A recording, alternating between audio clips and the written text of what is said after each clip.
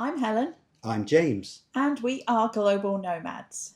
In 2004, we made the crazy decision to sell everything in the UK and move to Florida and open a flower shop. And in 2024, we made another crazy decision and sold our business, our home, and everything we owned to travel the world full time.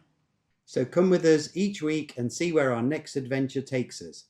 Welcome or welcome back. This week we are going to take you to Easter Island, or as it's actually known, Rapa Nui. And we're going to take you around our resort. Nayara Hangaroa. I couldn't remember what it was called. That's why I'm here. So that's why James is here. We are going to show you the Moais, which are the heads, which Easter Island is famous for. We're going to see them in every possible which way you can. Stargazing. Sunrise. Sunset. And everything in between. We're going to show you the wild horses, what it's like to rent a car here and drive around. And one of the most important things that we saw, the dogs. Lots of dogs, lots of cute doggos. So come with us as we visit the most remote island in the world. Iorana, or here in Rapa Nui, that means hello or welcome or good afternoon or good evening, lots of things. Welcome to Nayara Hangaroa, which is a very fancy resort here on Easter Island. We just arrived. We took a flight with LATAM, which is the only way to get here from Santiago. It took around about 5 hours. I think it's usually between 5 and 5.5 hours. A really stunning landing. As you come in, you go out over the ocean, and then basically the runway is the width of the island. And so some really stunning views as you come in. When you arrive at the airport, be aware that there is no jet bridges here. It's a very, very small terminal, single building. So you will need to walk downstairs from the plane. It was okay for me, but then you'll need to walk into the terminal where, again, there's a big lettered sign that says Iorana, our welcome. And then as you walk into the terminal, we had a band playing traditional music. And as I said, everyone was greeted with a lace. And then it's literally like a 3-minute drive maybe from the airport, and you will be greeted with a nice flower garland. And we were able to check in early. Everything went very smoothly, and we were able to check in to our room at 1 p.m. So here the hotel has 2 categories of room. We are in the larger one, which they class as a suite. This is, I'm going to probably not say this correctly, so I'm going to say now, Maunga, I think it's pronounced. It probably isn't. Room, and we are about 790 square feet here, so it's pretty huge and pretty nice, I'm not going to lie. We do have a nice view of the ocean. We've got a nice wraparound deck, a couple of lounge chairs out there, and a table and chair that we can sit out there as well. When you come in, you're going to have one of the bathrooms on your left or right, depending upon how the room layout is, which is just going to be a powder room. And then on the other side, there's like a small pantry area with a mini bar in. And I believe the contents of the minibar are included. So there's water, a couple of beers and some soft drinks in there. That's going to lead you into the living room area, which is sunken. So there's 3 steps down to it. Some super comfy sofas in there. Really, really nice. And then come up the stairs. We're going to have a nice king size bed. We do have outlets. There's only one on one side of the bed, and it is 220 volts here. And they do very kindly provide you with some adapters, because I haven't seen an outlet like this. It's a bit unusual. I think it is the same as Chile. So it is like 3 prongs, but they do provide you one that goes to an international adapter. So you are good to go. We do also have a desk area in here, which again has another power outlet over there. So I'm not sure why you would want to do any work in here, but I guess you can lay things out in there. But there is a nice desk area and chair over there as well. In the closet, we have a safe and all the usual things, thing for laundry. We've also got robes and slippers as well. And then another circular area is going to take you into a double height ceiling with a really nice, what looks like it's a faux volcanic rock bathtub, dual vanity, backlit mirrors. And then if you carry on walking through that, there is a separate room for the loo on one side, and then a nice circular shower on the other. It's a really special layout. Somebody really thought about this a lot. Now, who is the observant amongst you and has spotted what is missing in here? It's a TV. There is no TV here. So if you are planning on coming here and want to watch TV, bring your laptop and download things. We do have Wi-Fi. I haven't used it enough yet to know how well it works. Bear in mind, Easter Island is basically the most remote inhabited island in the world. Like I said, it was a 5-hour flight to get here. So we do have Wi-Fi, but we'll let you know. We'll update you later on how well it works. The hotel does have a spa, a couple of different restaurants. There's one for breakfast and lunch, a different restaurant for dinner, which overlooks the sunset area, a pool, and we're probably going to head down to the bar later. The bar is open 11 till 11 with snacks as well, so we're probably going to head down there later for a little light refreshment. But everything you would expect in a resort on this island, which basically there's only 9,000 people that live here. So obviously a very small, very low inhabited island as well. Super nice. Everyone seems super friendly so far, but stay tuned, more to come. Today we had our first full tour day. We did take a couple of days off just to have some chill downtime after Antarctica. But today was Easter Island full on. And it's fair to say it didn't go to plan. When does it ever? When does it ever? This is the realities of full-time travel. So this morning we had booked a tour with a company who we're not going to name because we still don't have our money back from them. We had messaged them a few times and said we wanted to do a private tour because I can't walk very fast and I always feel bad that I'm holding people up. And so we sort of sent them our list and they went, yeah, no problem, we can do that. We will pick you up at 5:30 in the morning. Spoiler alert, they did not pick us up at 5:30 in the morning. It got to almost 6 a.m. and they did not pick us up. And we had to be gone because it was a sunrise photo shoot. And as anyone who's taken photos of sunrise, if you get there late, the sun's already rose. The sun does not wait for your tour guide to turn up late. Now we did this, the hotel does include some tours. The package that we booked didn't include tours, but we could still book them. And we had chosen not to because we were going to do our own thing. Like I said, I don't want to hold people up who were in our group. So we chose not to. And this morning, tour guide did not show up.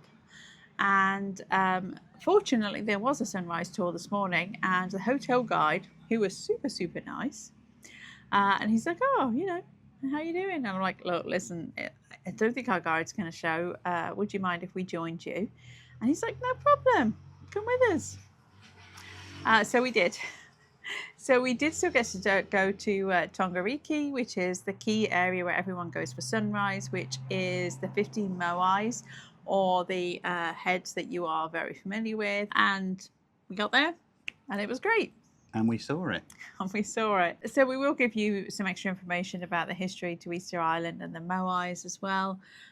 But we did get to go. We did get to see the kind of iconic shot. It wasn't the greatest sunrise in the world, not going to lie. But no. Hey, Mother Nature does her thing. And it was still really epic to be there, honestly. So the thing that I think surprised us most is we got there to the actual site at about 6:30, which is an hour before sunrise. You looked in the sky and you could see the Milky Way without even needing a camera. With your naked eye. With your naked eye. I've never been able to see the Milky Way. We have booked a stargazing tour. Fingers crossed it happens because it's dependent upon the weather. So I'm really, really excited about that because seeing the stars rise above the It was incredible. It was so clear. He also said, because our guide was born here, very, very into Rapa Nui and very much wanted to share the island with us. He also said you could see Libra, which is my star sign. So that was cool as well. As he played his ukulele? As he did. Well, I think it was a guitar, not a ukulele. Was it a ukulele? It was a guitar.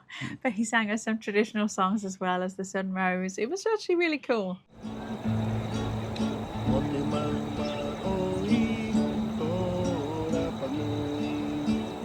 Yeah, it was well worth it. I mean, this is a very, we'll talk about it later, this is a very heavily regulated area for tourism. But if there's somewhere that everyone's going to go, it's sunrise at Tongariki. There's nowhere else to go. But if you have been to any other major kind of areas like Angkor Wat, for example, we kept referring to Angkor Wat. if you go there at sunrise, which is what everybody wants to do, it was, you'll be there with like 3,000 or 4,000 of your closest friends. No drones. But here it's very much more heavily regulated, and no drones. You have to go in with a ticket. You have to have a park ticket. You have to go in with a guide. You have to have your passport. It's really good how they regulated it. So there's probably 200, 300 people. Which is nothing if you're used to the kind of over tourism that we all seem to experience now. And so, but the shots are, even with a not great sunrise, it's still pretty... It's still pretty epic. Pretty epic with the ocean behind you and the cliffs and the sun peeking through the clouds. So all good. All good. So what we thought was going to be a whole day tour today didn't turn out like that. So we did our sunrise thing, came back to the hotel and had breakfast. And literally we're here for about 10 minutes. 10 minutes. We'd been messaging a secondary company that we should have just gone with in the first place. We're going to leave their details in Green Island Tours. We should have just gone with them in the first place. They were responding to us at 6:30 this morning. But basically, as soon as you leave the main town here, you will lose any kind of cell service. Doesn't matter whether you've got Airalo, anything. The only place that has Starlink, Wi-Fi, signal of any kind is this main part. Which is Hangaroa, which is the main town. So as soon as we got out there, we lost any kind of cell service. By the time we got back, they'd already responded saying, we can put you on a tour with a small group. Can you be ready at 9 a.m? And this was at 8:50 as we were trying to eat breakfast. So that's what we did. We were ready for 9 a.m. Roll with the punches. And so we did their tour called Moai Monuments, I think it was called. Yeah. And picked us up on time at 9 a.m. There was just us and another couple who thankfully were from the UK as well. So that was nice. We got to have a chat with them as well. And our first stop is we headed over to the beach. So our first stop was Anakina. Now, there are two beaches in the whole of this island, and they're both next to each other. One is closed because of landslide, and this is the only place that is even close to a beach. Everywhere else is rocks. So when the Dutch came here in the 1770s, this is where they came onto the island, because it's the only place you can actually get access to it. And what did we see? Moais. Shocker. Oh, and horses and cows. Horses, cows, and Moai. So the first Moai is the first one that was restored in the 1950s. So all of the Moai have been knocked over, damaged, displaced in some way. And in the 50s, they started a process of renovating them so that they are visible and they're preserved. And this is the very first one that they did. I think the next one was a row of 6 or 7 of the Moai, and they used to be located in a different place. And they brought them down to this area and started to preserve them to make sure that they can be seen for future generations. If you're looking for a beach area, this is obviously definitely it, because it is one of the few, and it is absolutely gorgeous. We were there first thing in the morning, and it was really, we were like, I think there was us and maybe like 4 other people there. It was really, really quiet. The beach is gorgeous. Actually, the other couple that we were with had said they'd been out here on another day to go swim there, and it was really, really nice. There is some restrooms here and a parking lot and a restaurant and a couple of stall vendors selling little souvenirs as well, if you're into that. But it was a really nice stop. It was a good first introduction. So our next stop was, I'm sure we're going to murder all these names, so I'm sorry in advance if we are saying them all wrong, Tepito Cora. And our guide, who was born in Easter Island and bred and raised here, and he's not very old, and wants to stay on the island, which I think is actually really refreshing, that young people actually want to stay here. And he's like, I don't want to go anywhere else. I want to stay on the island. The other thing that was here is what they referred to as the Navel of South America, which is basically some stones that have been laid down. They're not quite sure how they got there, but that's what it's called. And they kind of point north, south, east, and west. I don't think it's like a Stonehenge thing that they are exactly points of a compass. No. But that's how they refer to it. Our next stop was Ranu Ranaku. So this is basically the quarry where they mined and made and built basically all of the Moai, or the stone heads that you are familiar with. So it's a volcano, and there's 3 volcanoes in the island without going into the history too much, but basically it's a volcano, and they carved the stones out the actual inside the volcano and on the outside of the volcano, and used that rock to actually create the Moai that you see, and that is what every single one of them is made of. You can see a lot of them are still in their form, waiting to be carved out. They haven't been finished carved out, so they're laying flat, and you can see them all over the place. In this quarry, there's approximately 350 of them. Some of them have just been laid out, ready to go to their final place, which obviously they never made it to. Some of them are at angles all over the side of the quarry. Some are still in the quarry, and we're not allowed to go inside of the caldera of the volcano, but there are some inside there. Apparently somebody graffitied it, and ever since then they closed it down. Yeah, he said local people can still go in there, but as tourists we're not allowed to. It's a bit of a shame because I think it sounds really interesting. But yeah, it was really interesting to see them all in their different states. Some that have just been started, some that have been almost finished, some that have been moved, some that have fallen, and there's they're everywhere. There's so many. Every angle there's a different one. A couple of things is this is the only place where there is a Moai that actually has legs. All of the Moai have hands, and obviously the face that you all resemble with the very large nose and the large head, but then they just end there. There's nothing buried underneath it. They're just a straight stop, and there's just one single one which has feet. And there's lots of kind of rumors around why that is. Is it a female? Is it a different type? Is it a different type of person? There's lots of kind of theories around, but nobody really seems to know why. I think that the whole thing is understood less than it would be, say, the Egyptian history. So there are a lot of questions about what happened, when it happened, why it happened, and all of that. So there's still some mystery there. Well, just me and the Moai, my Moai friend here. He's one of the biggest ones. We're here at the quarry. We've walked literally all the way along and then all the way up to the top, up here. And they've just gone to look at one last one, and I'm just having a bit of a rest because it's pretty steep. Pretty rough going, but oh my gosh, incredible. I managed it, but it was pretty tough, I'm not going to lie, for me anyway. If you're a regular nice young person, or you're more mature and you're fit and healthy and don't have any issues, it's not a problem. You didn't have any problem. No. But just a heads up, for me it was quite tough. We had a great guide and great people with us that were very patient as well. So we did take our time, but it is pretty steep, isn't it? It is pretty steep. It is pretty uneven. There is no wheelchair accessible situation. It's not going to happen now. None of that's happening.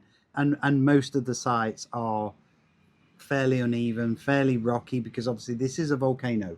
But this was definitely the most difficult. This was 100% because the it was the most difficult. steepest. So just a heads up if you're going to go there and you have got any mobility issues. But it was also one of the most interesting. The most interesting and the most epic views. If you can manage to make it to the top, or not even to the top, it's a little bit higher. It's very close to Tongariki where we went for sunrise.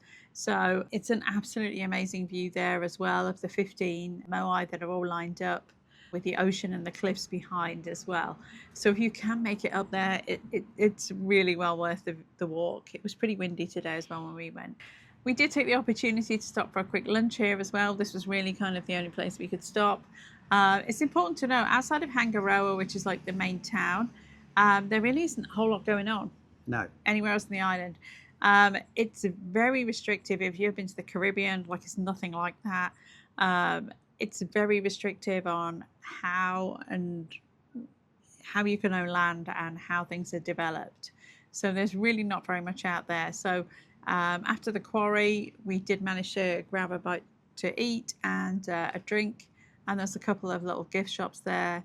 In common with everything on the island, don't come here expecting a bargain. There is no bargains to be had. It's quite expensive. I saw an absolutely cool mask, and I still may go back and buy it. We'll see. Carry on only. But it was made by a local artisan. We actually met the lady that was making them, and I really wanted to buy it. It was $90 for this mask, but wow, showed the Birdman, and they're really good. And some of the Moai statues were, you can buy them for like $10, but some of the nicer ones were between $500 and $700 US. And but this is artisan made stuff. It's not made in China. It's not. Yeah, and I think the one thing that you'll get from this is a very genuine place. This is not. I mean, there's clearly tourists here, and there are tourist shops, but this is locals producing local things from local rocks and selling them to tourists, and it's not cheap. So bear that in mind when you budget accordingly. Welcome to Tongariki. So our next stop was Tongariki. After we managed to make it past the wild horses and cows that were in the road, we were able to park up and go in there for the second time today. Even when we left at 8:30, they still couldn't pick out all of the details because of the silhouettes of the sun. And what you didn't realise is there was all of these structures around you that all had meaning, that we kind of just walked straight past because we were marching to get the sunrise and then marching back to the hotel to get some breakfast. So each of the areas where there are, there's basically over 900 Moai on the island, to give you an idea. So each of the islands where they were set up on platforms was a tribe, and there was a settlement. And Tongariki is no exception to that. There's a whole load of ruins around that would have been the remains of the homes of the people that were in the tribe that were in that area. Obviously, you may or may not be aware, but rumour has it that the majority of them face inland. And the reason for that they think is that they were basically protecting and keeping an eye over the people in the tribal villages. So what we couldn't see first thing was all the kind of bases of the houses and the village that was there. And there was, on some of the rocks, there was inscriptions. Some petroglyphs. Yeah. With the stories, which are not even to this day fully understood, as well as Moai that have fallen down, been broken up, not been restored, are still on their side, all manner of different stages. I think if you've seen pictures of Easter Island and you're thinking about coming here, Tongariki is probably kind of the epitome of the classic row of Moai in a line, and that's what you think of when you think of Easter Island. So it's very cool to see. And to go back later in the afternoon, the sun had moved from behind the Moai that made them silhouettes to behind, so you could actually see the detail on the face, to the point where there's one that's got a lot of detail on the ear. It's about in the middle. I guess we don't really know what that detail means, but some of them you can really see the detail on and see their faces properly.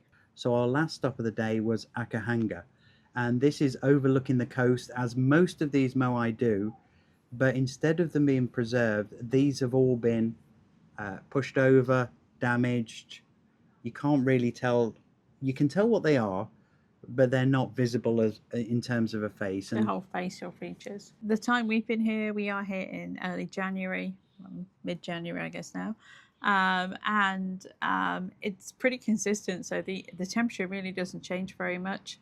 I think the low in the evening goes to like 73 to the high of 78. It's really quite even and consistent. We've seen the odd sprinkle of rain, but it's been like a bit like, I guess if you are used to Florida, it's like one cloud and then it goes over and then the rest of the sky is blue. Very much like that. This is we're almost at 9 p.m. in the evening, and you can see we're still sitting outside. So the weather here now is pretty much as perfect as it's going to get. And the temperature changes by about 2 degrees a day. I think it goes from about 73 to 75. but the sun intensity, do not let that Don't let that fool you. fool you. It's like Yeah. really strong. The It sun. may be cold at 73, but when it gets to 75 and you're in the hottest part of the day, you've got to be covered up, you've got to have lotion on and everything else, else you're going to get burnt. And lots of people have got burnt. Well, like, I'm sure it looks like I've been skiing because I had sunglasses on, so my eyes are white and my face is red, despite having factor 50 on. So I'm a delicate flower.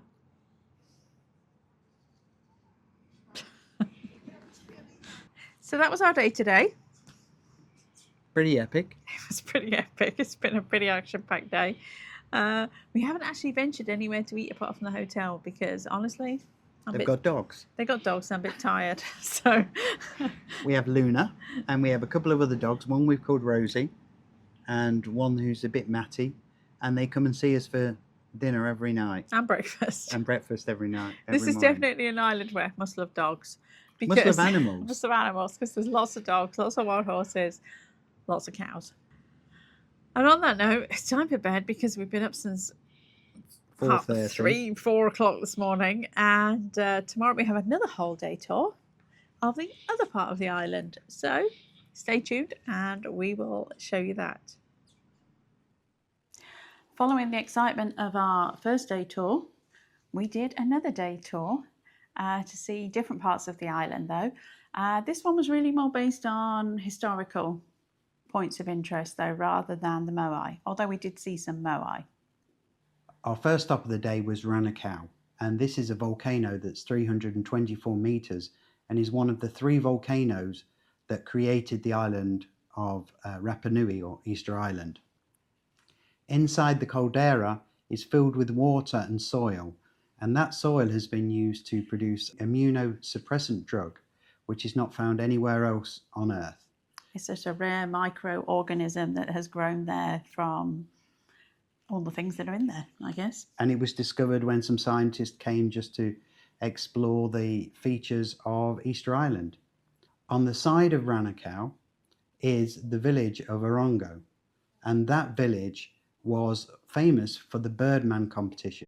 It ran for about 120 years, and it was a competition to decide who was going to be king of Rapa Nui between the 1700s and 1800s, before it was outlawed. A nominee from each tribe, of the many tribes that made up Rapa Nui, would go down the side of Ranakau, and then they would cross over the ocean over to... swimming. By swimming. So you climb down the side of the volcano. And survive. Yeah. Then you swim out to this rock formation and survive that. Then you climb up and pick up the egg of a sooty tern and survive that. And then you bring that back and swim across, climb back up. And if you haven't broken the egg and you're the first person, you are declared the champion. And that... You would then be crowned king of the island. You are then assigned a building, and you also assigned a lady with all the... I think you got to choose your lady. You got to choose your virgin lady that was waiting there. There was a choice, apparently. So lots of benefits to winning, as well as being the king of the island. So this went on for 120 years until the 1870s, when the Catholics stopped the competition because many people died and they considered it barbaric. And if you see the Motu, or the small island where the bird nest are that they swim over to, the water is so incredibly rough. I mean, it's like the original Iron Man kind of competition, really. It's absolutely nuts to think anybody would even climb down this rock face and swim over there. Suffice to say, they don't have the competition now, and instead they actually transferred that, and they now slide down the side of a mountain in a banana tree. In a different part of the island. Different part of the island. And that's part of their festival that happens every February. Which is, February is when the sooty tern comes to migrate, and that's when it all happens. Around here are all the old buildings, a lot of the structures where they prepared for competition, and this is also where one of the most famous Moai was actually taken and is now in the British Museum. This is a wooden representation of, I think they called it their lost friend, but this is a wooden representation of something like what it would look like but this was the moai that was used for the winner. And it was made of a different material. So this was made of basalt. So it's a much harder rock. The rest of the moai around the island are made of a different type of rock that is much softer. So they knew it was like a special moai because it was made from a different material, until the British stole it. Sorry to the people of Rapa Nui for our ancestors' work. And it was actually presented to Queen Victoria as a gift, but it was basically stolen.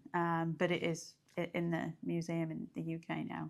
And these moais are all over the world in different museums. It's not just the Brits. It wasn't just the Brits. No, I believe the Germans and the French. the French and the There's Dutch. one in the Louvre. Also took one as well. So it wasn't just us, but yes, many Europeans apparently came here and took things from the people of Rapa Nui.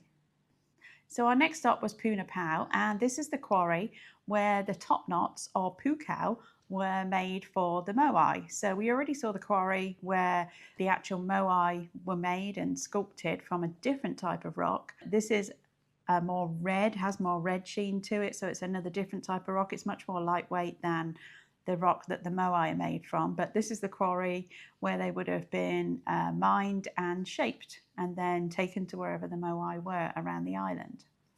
Heads up, if you are going here, this is not very mobility friendly.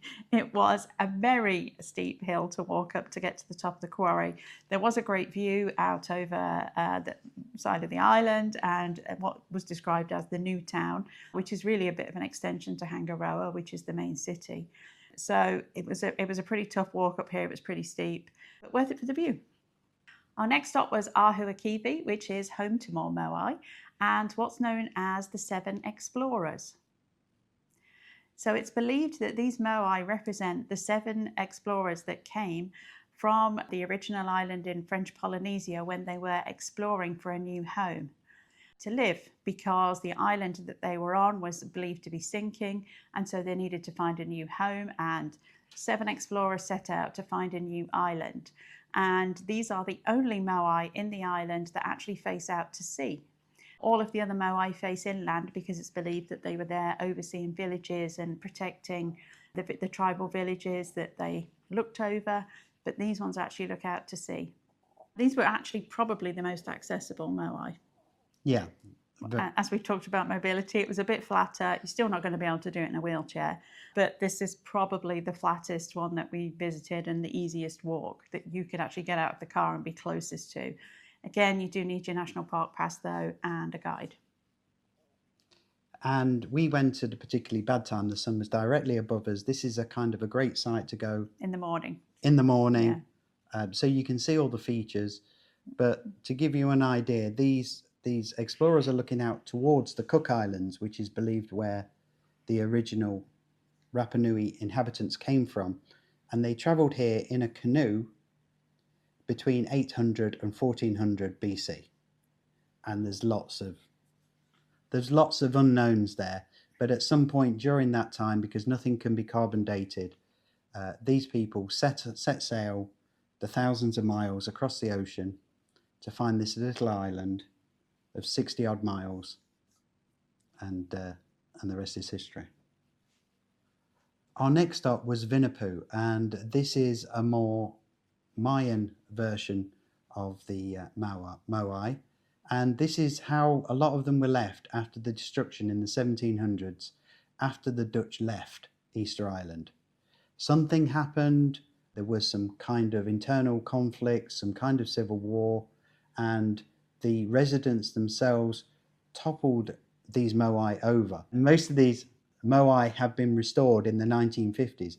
The only place that you haven't seen restored moai is at the quarry where we went to on day 1. The rest of them have been preserved, have been repaired in some way, but this is how they have been left, and this is the destruction that was caused. This is also the only place where there is buried in between all of this a female moai, and there's not many female moais. Most of the moais are males.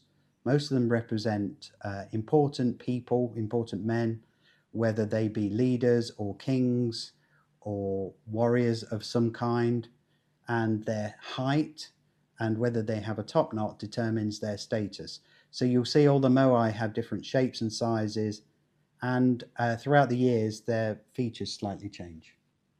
Our last stop was at Anate Pahu, or the Banana Caves. So these caves were basically used as residences, places to hide, take shelter. You can actually go down into the caves. Before this, I read some varying, conflicting advice about whether you should even go to the caves, because one there has actually been closed because it did partially collapse. So there is some controversy about how safe it is. I didn't go down, nor did you in the end. It was quite the trek to get there through a lot of rocks. It wasn't the easiest walk. It was a bit easier coming back. We walked like on a road to come back. The couple we were with, though, they did go down into the caves and said it was pretty cool. Had a little bit of a walk around. They're not especially deep. But we did get to see lots of cows and some horses on our way down there.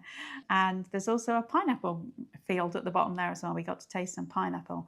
If you did not know, they grow their own pineapples in Easter Island, and they're a much smaller version, maybe like half the size, maybe even smaller. They're very small pineapples, and they're super sweet. Very, very nice pineapple. So if you come, be sure to try the pineapple. So that wrapped up our second full day tour. It wasn't quite as exciting as the first day because the first day was all about the Moai, but much more interesting to hear about the history and the volcano, and obviously the Birdman competition. There's lots of incredible history here. I mean, we've really only scratched the surface. Still an interesting tour to do, but I think we pretty much saw the whole island between those 2 days, or that's what it felt like, and the history. So shout out to Green Island Tours. Thank you very much. Our final tour that we did with Green Island Tours was stargazing. So we met in the town by the library at 9:30 p.m. And from there we were driven to a kind of remote area on the coast road. Had a little bit of a presentation there about the stars and the constellations as the sun really started to set and it really started to get dark. They had a couple of telescopes set up. We were able to look at some of the constellations and planets, and they explained to us what was where. He had a very handy pointer to be able to show us. Yeah, laser pointer, which was quite cool. And we also had a nice hot chocolate here as well, before we got back in the vans and headed to our last stop, which you might recognise because we visited here before at the beach. And we're able to see the Milky Way and have a pretty cool photo taken with the Moai and the stars in the background. All in all, I think we got back about 3 hours later, so we went back until about 12:30. We were dropped off back at the hotel, but it was cool to see for sure. I did take a jacket. It did get a little bit cooler, especially on the first stop where there was a lot of wind off the ocean. So if you do this, they do tell you to take a jacket or a sweater. I was definitely glad I took a jacket. Cool to see. There is literally zero light pollution here, so the stars are very, very visible. The first morning we got up, I think we mentioned already that we went to sunrise. You could see the Milky Way with your naked eye. It was incredible. It was so clear. So a fun thing to do and a different thing to do. And worth it. For the 2-day tours with Green Island, it was a total of $500 for 2 people. For the stargazing tour, the cost was $220 or $110 each for the both of us. I think both tours were worth it. I mean, they took up quite a lot of time. The 2 full day ones were small group tours as well. What was listed as small group, and actually there was only 4 of us for those 2 full days, which was nice as well. The stargazing, I think from memory there was about maybe 18. That was a bit of a bigger group. And the only reason it was 18 is because the 2 previous nights, or the 3 previous nights, stargazing hadn't happened because of cloud. So they just roll you over as long as your flights and you're available. They roll you over until the next time. So that if you do want to do stargazing with Green Island or another company, I think there's only 2 companies that do it, then go at the start of your vacation, because then if it is cloudy or rainy, it gets rolled over to the next day or the next day. You don't want to save that until the last part of the vacation. Hope you can hear me because it's super windy up here. We are on the road up to Ranakau and Orongo, which is the volcano and the village. And we are here today at the viewpoint because we rented this little baby car. And when I say it's little and a baby, it really is. It's like a little bean can. But we do have an epic view of the whole of the town and the airport. We can see down to the coast and the plane that's sitting down there waiting to go. So basically, we're just going to have a little bit of a tour around the island and go see if we can find some birds and some nice photography spots on our own. So here she is in all her glory. Our little vehicle. Let's go for a ride. So all but 3 of the sites are protected and you have to go with a guide. But if you're not with a guide, you can rent a car like we did, this amazing vehicle. And this is as close as you can get. This is one of the most famous sites, Tongariki. And there is a fence going all the way around, or a wall going all the way around. So you can come to here and see it from here. But if you want to get the best views, you need a guide and you need a ticket to actually enter the park. On the day we rented the car, we had a bit of a drive around and it was just fun to be able to go stop, take some scenic pictures. The coastline here is pretty incredible, isn't it? And the wildlife. Yeah. There's not a lot of variety, but it's all over the place. Yeah, I mean, the caracaras, if you're into raptors, there's a whole load of them and they'll land right next to the road. We did get stuck in a couple of traffic jams as well with some horses and some cows. You do need to be wary of that. They're not bothered about it, but you obviously need to be careful when you're driving through them because they won't necessarily move out the way. We also visited our last Moai site, which you didn't need a guide to go to this one. So this is Tahai, and this is one of the only 3 sites that you can visit on the island without a guide. This is the most popular place for sunset, and we went there just during the day, mainly because we'd done a sunset somewhere else, and the place gets super busy all the way around there. And to be honest, all you've got to do is stand out from the side of the hotel and you get amazing sunset views. So we didn't come here for sunset, which is the popular thing to do, but again, there's some Moai and they're looking inwards just like they all do, and there's plenty of parking, and I think it gets pretty busy at night. Yeah, and this is one of the only ones that's got eyes as well. So the eyes were the last things they used to put on them, and the eyes are made of coral. And this one's been reconstructed and had the renovation work done so that it does actually have eyes as well.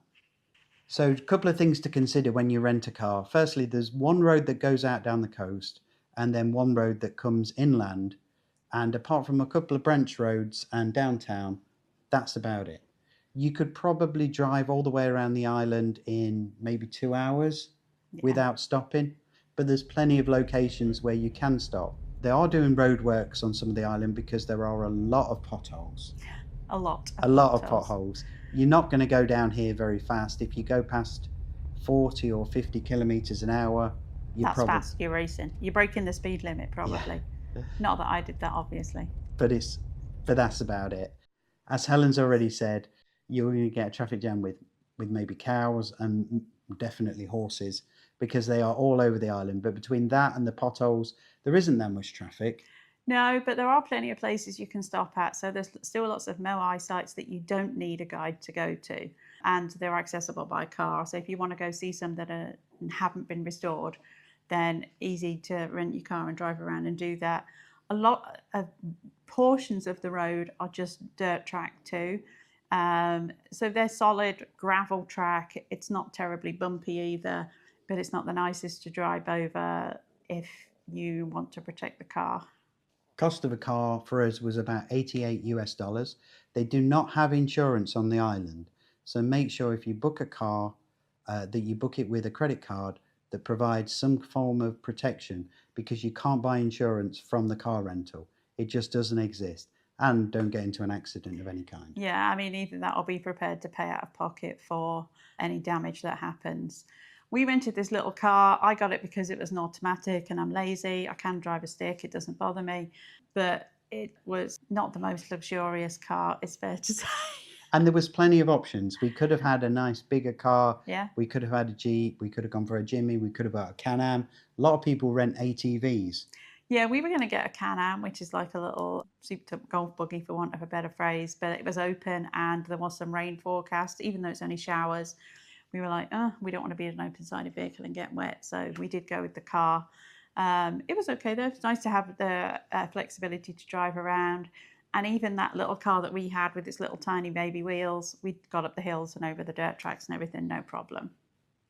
What is Easter Island? Well, firstly, it's called Easter Island because in the 1700s, the Dutch rediscovered the island and found it on Easter Sunday, hence the name Easter Island. And if you speak to local people, they will refer to it as Rapa Nui. They won't really refer to it as Easter Island. And the language they speak, I mean, this is part of Chile. It doesn't feel like you're in Chile at all. It feels like you're in Polynesia, but it is part of Chile. Most people here will speak Spanish and Rapa Nui.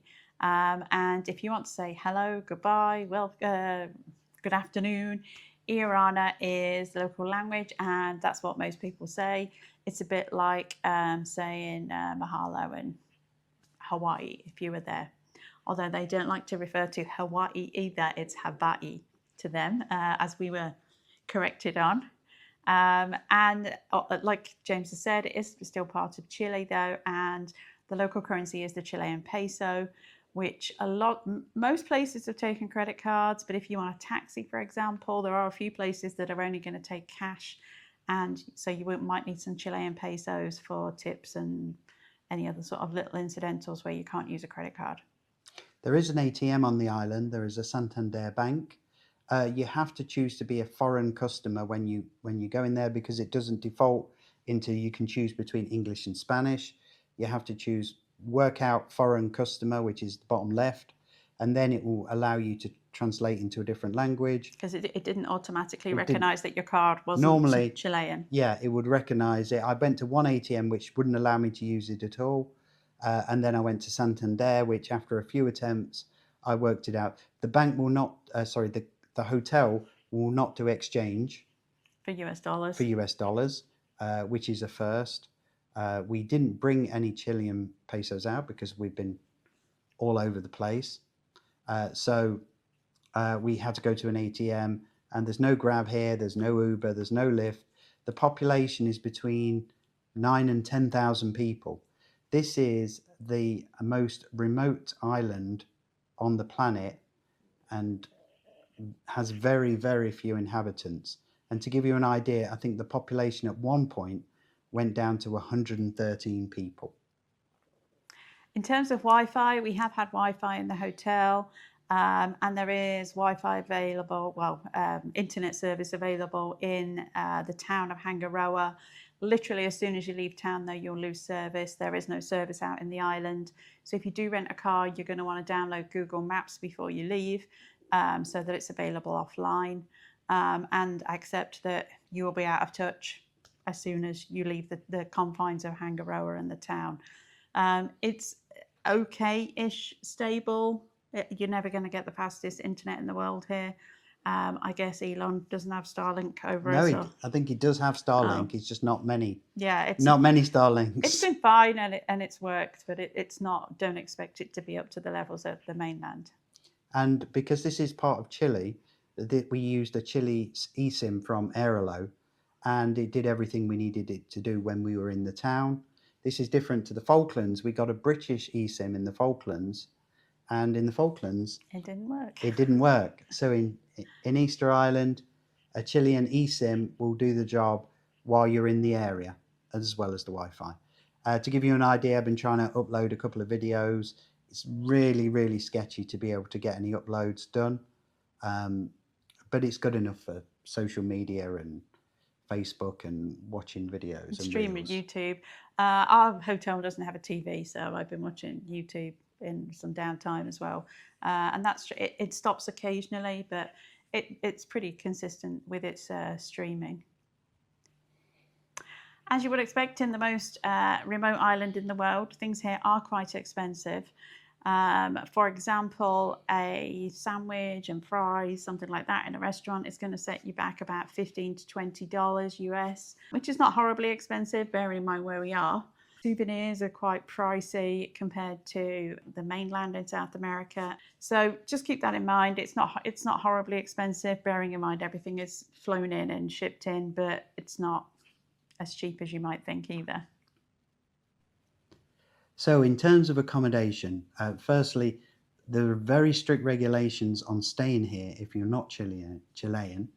You have to be registered at a hotel. They have to provide the date you go there and the date you leave.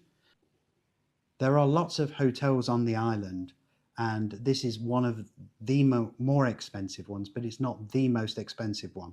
We chose it because of the view and because you're right on the edge of Hangaroa and you've got this beautiful view as you look out. But the cost of this room was about $6,600, and that's breakfast only. You can pay more and That was have for 7 nights. That's for 7 nights. You can pay more, and there are different levels. You can have different experiences as part of that, and you can also have different meals.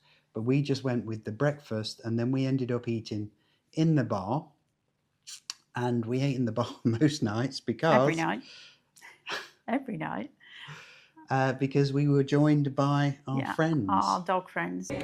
So this is who we shared dinner with. 1, 2, 3. Each one has had chicken, let's put it that way.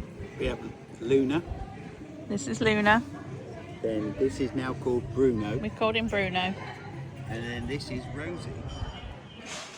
Yes, there's lots of stray dogs here, so be aware of that. Most of them are pretty well fed, most of them are pretty well taken care of. You will be joined by dogs if you eat at the restaurant. And, you know, we love dogs, so we don't mind that. We did join the small leading hotels of the world, which is what this is, and we did get an upgrade to a suite because of that. Yes, and there's only 2 categories of room in the hotel. It's a bit misleading. It says that this is a 2-level suite. Actually, what it means is it's got a sunken room. Which it is 2 levels. It is 2 levels. Because the living room is sunken. But I was expecting, but nothing is on 2 levels. The other thing about this hotel is all of the rooms in this hotel have grass roofs. And the reason for that is because this is what Rapa Nui caves used to be like. Obviously not like this, but they all had these grass roofs on top of them. So this is kind of to blend into the area. They're all 1 level, and it's to make it seem, I suppose, more natural and more representative of the country. So there's no chain hotels here. You're not going to find a Hilton or a Marriott here. Everything is small businesses, apart from basically this one and a resort called Explorer, which is about 3 times the price of here, I think. It's much more expensive. And you also won't find any chain restaurants. So don't expect to find a Mackie D's or a Starbucks. None of that is here, so it's really quite refreshing. And I think the one thing that you really need to just think is, to conclude this on, is that they have taken the decision to very tightly control how tourism operates in Easter Island. And by that I mean there is a lot of changes happened after COVID. So now there is between 1 and 2 flights a day. The only flights come in, unless it's a charter, from Santiago. So you're only going to get between 300 and 600 people coming in. The majority of the sites, as we've already said, you have to have a guide. The museum has actually closed down because to build a bigger museum, they would have to have more tourists. And the majority of the population don't want more tourists. They want tourists to come and see Rapa Nui as it is, but they don't want the place to be overrun. And that's really, really refreshing and really obvious. The other thing is, so many of the Moai have never been preserved. These are burial sites for famous people in the time, leaders, kings, and a lot of them have just been left toppled because that is what Rapa Nui was. They are not going through the process of building a huge museum and renovating everything. They've actually stopped restoring Moai now, so what you see now is how it's going to be left. And I'm sure they're currently doing some cleaning to get rid of mold and mildew and lichen to get rid of lichen. But realistically, this is what it's going to stay like, and I think it needs a 30% of the population need to vote to be able to change it. And it's quite obvious that the majority of people are born here and don't want to leave here. Even a couple, our guides have been younger people, and they're very much like a lot of people here have travelled a lot. They'll tell you that they've been to Europe, they've been to South America, so they travel, but they like being on the island and they want to stay and live on the island. Which again, I think is really refreshing for young people. You know, they're not desperate to leave.